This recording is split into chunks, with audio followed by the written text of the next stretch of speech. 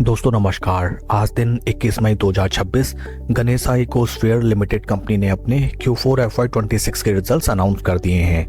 Total income निकल के आई है 428.47 करोड़, जो कि पास्ट क्वार्टर में थी 361.43 crore and in last year for the same quarter it was 349.10 crore. Total income figures में हमें क्वार्टर ऑन क्वार्टर 18.54% का शानदार ग्रोथ, जबकि वाई ऑन वाई बेसिस में 22.73% टोटल इनकम इंक्रीज होती हुई नजर आई है। टोटल एक्सपेंसेस निकल के आए हैं 397.54 करोड़, जो कि पास्ट क्वार्टर में थे 353.29 crore and in last year for the same quarter it was 316.65 crore. Total expenses figures में हमें क्वार्टर ऑन क्वार्टर 12.52% का इंक्रीमेंट, जबकि वाई ऑन वाई बेसिस में 25.54% टोटल एक्सपेंसेस इंक्रीज होते हुए नजर आए हैं। पैट निकल के आया है 23.21 करोड़, जो कि पास्ट क्वार्टर में था 4.74 crore and in last year for the same quarter it was 23.75 crore.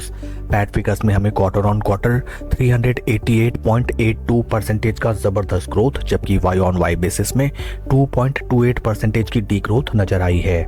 EPS निकल के आया है 8 रुपीज 68 पैसा, जो कि पास्ट क्वार्टर में था 1 रुपी 77 पैसा and in last year for the same quarter it was 9 रुपी 38 पैसे। ओवरऑल अगर हम कंपनी के Q4 रिजल्ट्स को देखें, top line sales and revenue figures में both sequential quarter on quarter and Y on Y basis company ने बेहतरीन growth register की है। Along with that PAT figures में सिक्वेंशियल क्वार्टर ऑन क्वार्टर काफी बम्पर कंपनी ने फाइनेंशियल्स पोस्ट किए हैं, जबकि वाई ऑन वाई बेसिस में PAT figures are almost flat.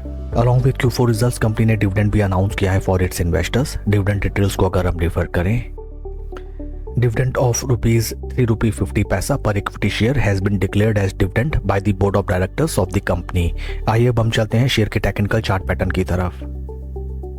This is weekly time frame. यहाँ पे हमें नजर आता है दैट स्टॉक में काफी लंबे समय से केवल और केवल बेयरिश ट्रेंड नजर आया एंड ऊपरी स्तरों में जिन भी निवेशकों ने इस स्टॉक में फोमो में या फिर बिना पी लेवल्स को स्टडी की अपनी पोजीशन बनाई, वे सभी की सभी निवेशक इस स्टॉक में हमें टोटली ट्रैप्ड होते हुए नजर आए।